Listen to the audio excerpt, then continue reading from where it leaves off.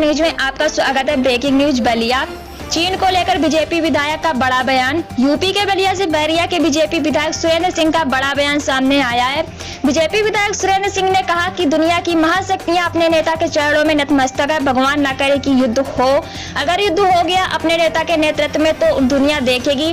China वो 62 का China और 62 का भारत नहीं है, या नेहरू का भारत नहीं है। ये पुरुषार्थी संकल्प का धनी मोदी का भारत है। जैसा वो एक्शन करेगा वैसा रिएक्शन भारत के सैनिक द्वारा संभव हो जाएगा। पहला ऐसे अवसर देखे होंगे किसी देश के राष्ट्राध्यक्ष ने अपनी देश की सेना को झंझट के दूसरे दिन ही निर्णय लेने का अधिकार दे दिया है। सेना को इमरजेंसी लगाने का अधिकार दे दिया। इससे सुंदर किसी राष्ट्राध्यक्ष का निर्णय नहीं हो सकता। हमारे नेता ने खुली छूट दी है कि जो जैसा करता है उसको तुरंत जवाब दो। मुझे विश्वास है कि चीन डरपोक देश है। नेहरू जी को भले डरा लेता था, लेकिन 56 इंच का सीना वाले मोदी जी से सेना को डराने की हिम्मत नहीं है। प्रधानमंत्री मोदी ने संबोधित करते हुए नवंबर तक जो राशन मुक्त किए हैं, इसलिए क्या कहना चाहते हैं? देखिए पत्रकार जी, आदरणीय मोदी जी की तो अब जितना भी प्रशंसा किया जाए वो कम ही है। वो महामानव हर इंसान की पीड़ा को समझते हैं और उस पीड़ा को अनुभव करके उसको दूर करने का उपाय भी सतत करते रहते हैं। और उसी कोटि का, उसी क्रम का एक अगला कदम है ये।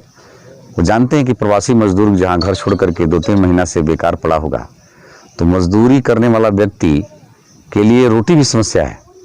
तो उन्होंने जो निर्णय किया है, गरीब सेवा का अभियान जो चलाया है, इससे बढ़िया चिंतन हो ही नहीं सकता है। जहाँ 10-20 रुपये भी समस्या हो जाता है तो मोदी जी को एहसास है, क्योंकि गरीबी उन्होंने देखा है कि गरीबी में व्यक्ति रोटी भी जुटाना मुश्किल हो जाता है। तो ऐसी स्थिति में यदि गरीबों को निःशुल्क राशन देने का जो घोषणा है, उनके संवेदनशील और गरीब उत्थान चिंतन का परिचय देता है। और इसका मैं हृदय से बलिया की जनता की तरफ से हम लोग हृदय से स्वागत करेंगे। जी, नेपाल से एक वीडियो आई थी और चीन को भारत भगाओ, इंडियन भगाओ, इस तरह के वीडियो वहाँ।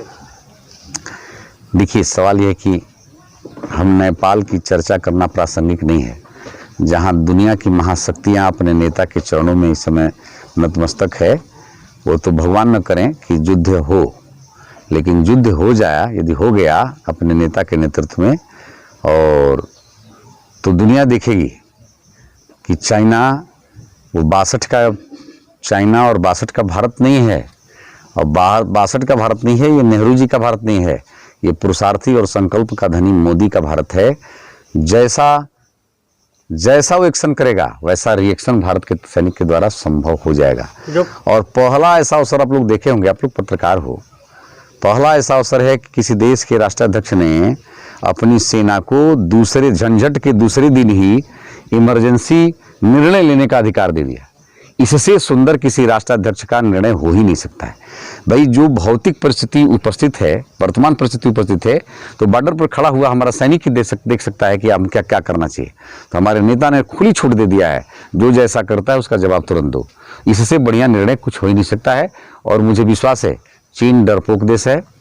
वो नेहरू जी को भले डरा लेता था, लेकिन 56 इंच की सेना मोदी जी को डराने की हैसियत में चीन नहीं को ही लेकर जो हमला हुआ उसको राहुल गांधी और सोनिया गांधी तमाम तरह के सवाल उठा रहे हैं।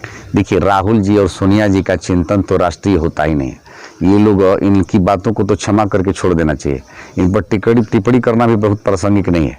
ये हम लोग तो देखते हैं कि राहुल जी जैसा विपक्ष का नेता बना रहे तो भाजपा का कभी भी झंडा दुर्बल होने वाला नहीं है। ऐसे ही विपक्ष यदि बने रहे तो भाजपा हमेशा जीवन भर भाजपा सत्ता में बनी रही। सब्सक्राइब करें इंडिया टाइम न्यूज चैनल और बेल आइकन दबाना ना भूलें। इंडिया टाइम न्यूज अपडेट सबसे पहले आपको मिल पाए।